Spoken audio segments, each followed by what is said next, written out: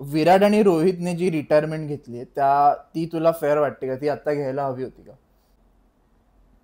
माझं म्हणणं की विराट रोहितच जाण्यापेक्षा त्या टीममध्ये ऑलरेडी पुजार आणि रहाणे आधीपासूनच त्या प्लॅन्स स्कीम ऑफ थिंग्स मध्येच नाही आहेत.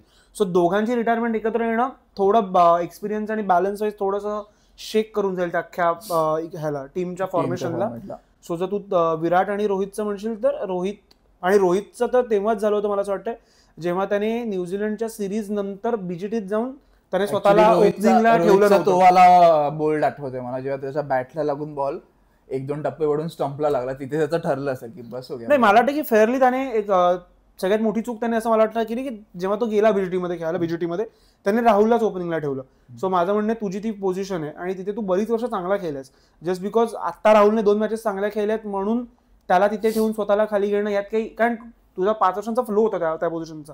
सो तो त्याने घालवला. राहुल तर ठीक आहे, राहुल तर ऑलराऊंडर आहे भाई, राहुल काही बी खेळू शकता. वो तो प्लेन भी चला.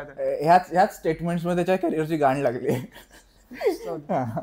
सो माझं म्हणणं आहे की रोहितने तो डिसिजन घेतला तिथे आणि त्यानंतर तो जसा खेळला. पण सो बीजीटी त्याच्यासाठी वाईट गेली, न्यूझीलंड सिरीज त्यासाठी वाईट गेली. एकंदर ज्यासून त्याला तो अटॅकिंग अप्रोच पकडला होता टेस्टमध्ये पण जाऊन. सो तो थोडा त्याच्यासाठी मला बरोबर नाही वाटला. सो माझं म्हणणं आहे की आता डिसिजन झाला तो एम्ब्रेस करून पुढे जाणं आणि त्याच हिशोबाने ते करावं.